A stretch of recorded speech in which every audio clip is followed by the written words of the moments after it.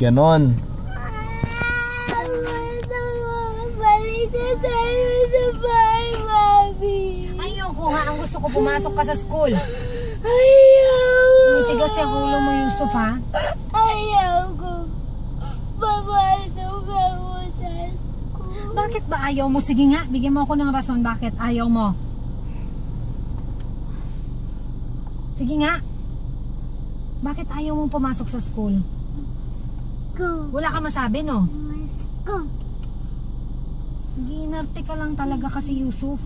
Hindi ka na masusunod. Kahapon, pinagbigyan ka na namin, hindi na pwede ngayon. Walang mapapala ang buhay natin lahat pagka hindi ka mag-i-school.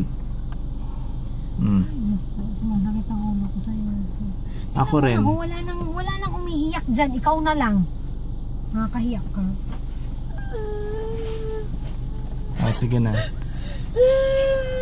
Huwag ka na umiyak. Hindi na. Pagkatapos yan sa school, Pwede ka na. Andito lang ako sa labas ng door. Sa labas lang ako ng door, mag-aantay. Pwede. Kasi hindi na ako pwede doon sa loob. Hindi ka na. Okay, bye-bye. Ano? Balik na tayo sa bahay. Yusuf, hindi na pwede. Talagang iiyak ka talaga ngayon pag ganyan ka. Masasaktan ka talaga. Oo. Kahit Pag pwede bumalik naman- tayo sa bahay, papaluin kita ng papaluin. Talaga, magkakasakit ka. Bukas ang taba-taba mo na dahil sa mga lamog mo.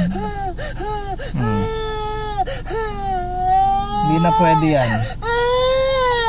Oh, ayun na si ano, oh. Hindi na siya umiyak. Sino nga yung isa na iyakin? Sabi ko, iyakin yun ng bata daw, di ba? Talaga? Oo.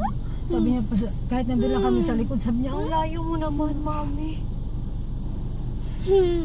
Ano po. Pero ngayon, okay na siya. Sabi kayo na. Sige, bye-bye. Asya salam.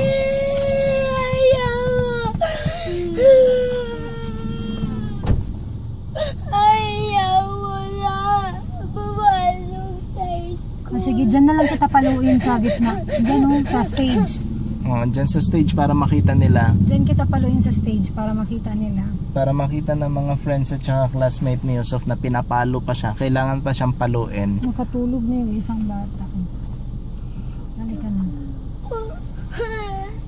Yusuf, ang sarap mo na sa kabin na ewan ko sa'yo.